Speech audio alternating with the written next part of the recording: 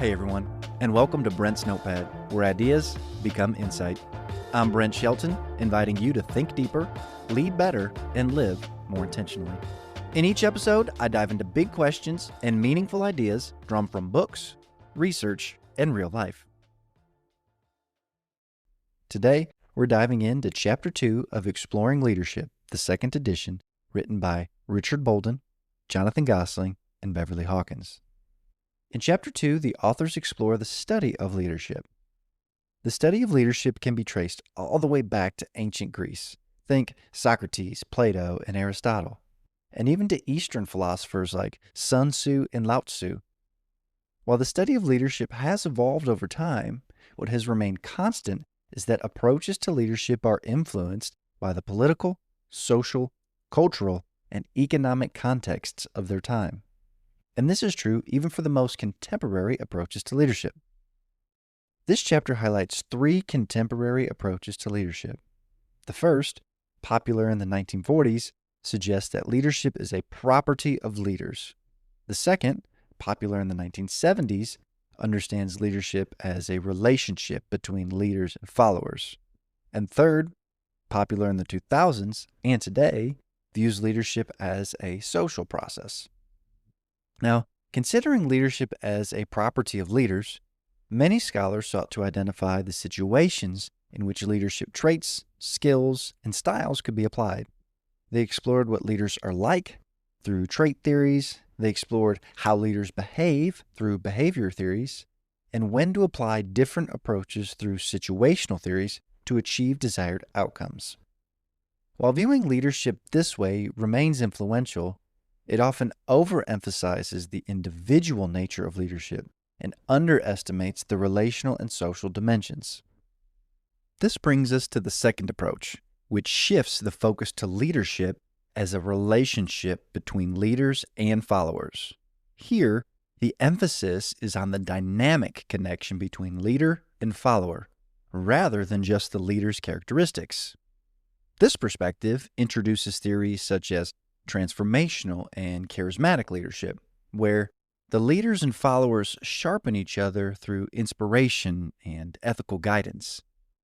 We also see servant and quiet leadership, which encourages us to consider people's motivations for taking on a leadership role. Asking questions like, are they motivated by serving others for the greater good? Or are they more interested in the recognition often associated with a leadership role? Additional frameworks here include the leader-member exchange theory, which examines in-groups and out-groups in leader-follower relationships, as well as the implicit leadership theory, which explores how our perceptions and biases shape who we recognize as leaders. All right, now that we've covered the first two approaches, let's shift our perspective. Up until this point, we've talked a lot about leaders, who they are and what they're like, but we haven't really talked about leadership itself, the practice of leading. And this is where the focus of leadership scholarship has shifted in recent years. Today, leadership is increasingly understood as a social process, something that is shared, distributed, something that's dynamic and interactive. It requires leaders to think systematically, adapt quickly, and respond to constantly changing environments. In this approach, leadership is not just about directing or managing, it's about fostering collaboration, building trust, and enabling action across individuals, teams, and even entire organizations.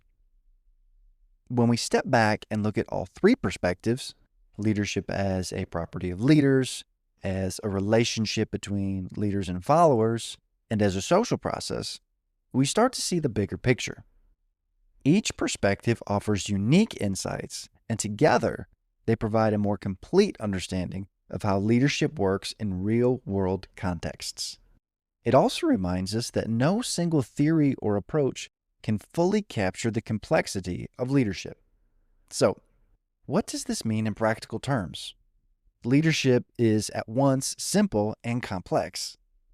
It involves individual traits and behaviors, the quality of relationships and influence, and the broader social and systematic processes that shape outcomes. So, What's the encouraging part? Well, here it is.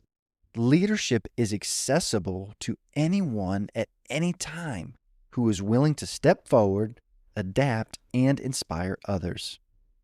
All right.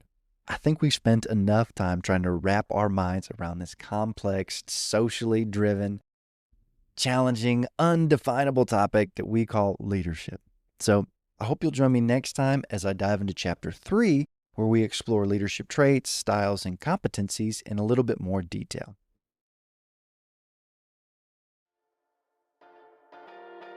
That's it for today's episode. Thanks for listening to Brent's Notepad, where ideas become insight. Until next time, lead better, think deeper, and live more intentionally.